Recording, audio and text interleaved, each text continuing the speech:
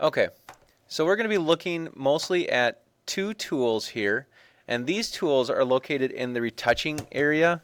So if you look on your notes, you can see the retouching tools, and all of these tools in this section are geared for helping you fix pictures. So if I click and hold, all of these are going to help you retouch tools. You can definitely use the ones that I highlight, but you can also use the other tools as you see fit. The reason I'm showing you the healing brush and the cloning tool, the clone stamp tool, is because they're the best suited to this kind of work. But let me just give you a for instance. Okay, spot healing brush. This just clicks, and when I color over something, it mostly fixes it, but as you see, if I go back and forth, it only mostly fixed it. Now if I use the healing brush tool, it's going to fix it exactly the way that I want it to. Whereas the spot healing brush kind of makes its own decisions, and a lot of its decisions aren't really good. So I'd say stay away from it because it's going to give you results you don't want. So the healing brush tool, if I click on here, the first thing that comes up is this Alt click to define a source point. And that's computer speak for you have to hold Alt and define a place where you're going to copy part of the picture from. So here we go. I'm going to do the eyeball just as a demonstration. So if I hold Alt here, you see my cursor turns into a bullseye. And so I click and then I let go of Alt. Now when I move my cursor, you're going to notice that that eyeball kind of comes with me. It's copying from that place of the picture to the place I'm going to paint. So now when I start to paint, you can also see moving around the eye is like this plus sign. That's where it's copying it from. Now because this is the healing brush, as soon as I let go of the mouse, it's going to try and make it look like it fits in with that background. So here we go. Okay? So it kind of fits in. If I did this like on her forehead, I get kind of the same results, you know, like that. Okay? Now the other, I'm going to just leave that painted right there. That's the healing brush. The other tool we're going to use is the clone stamp tool.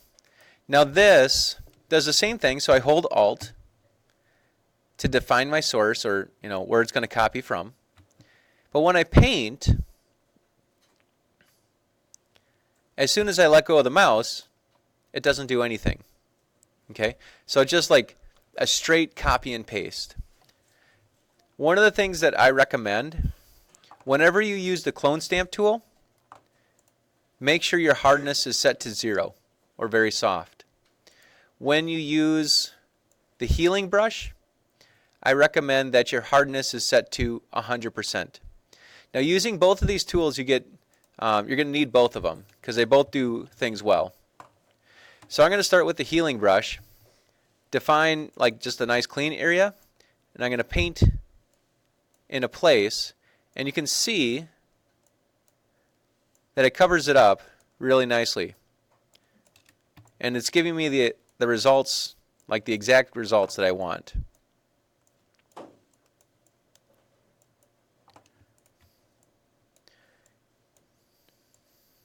Now I'm going to run into a problem right here. So like with the hair, I'm going to just try and take this and paint right along the edge of the hair.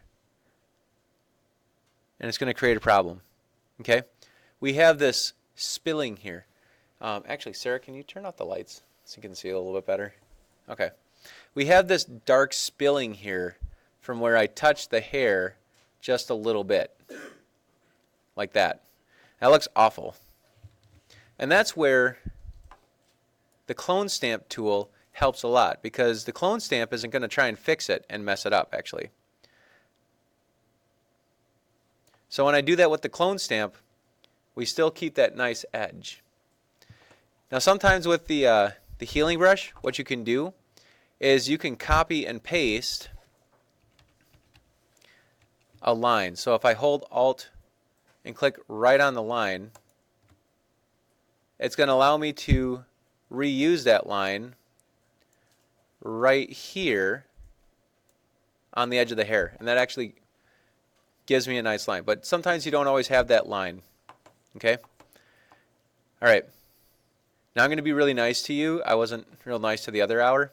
I'm going to show you the hack to do the eye here, because that's the most difficult part. I'm going to do it fast, so watch out. Okay. I take a selection of the eye. I do Control J, so I make the eye its own layer. I'm going to move the eye over to the other eye and make it bigger. I like to set the opacity low so I can see through the eye while I make my adjustments. So I'm going to line it up and size it up just right. Okay? I'm going to use my eraser tool. Make it smaller. Make it soft. Wow. And erase out the edges. We'll turn the opacity back up. And there I have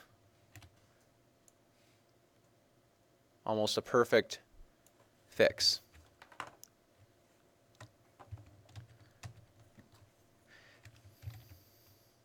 So you can see that with this technique you can copy and paste parts of pictures to kind of fix your mistakes and stuff too.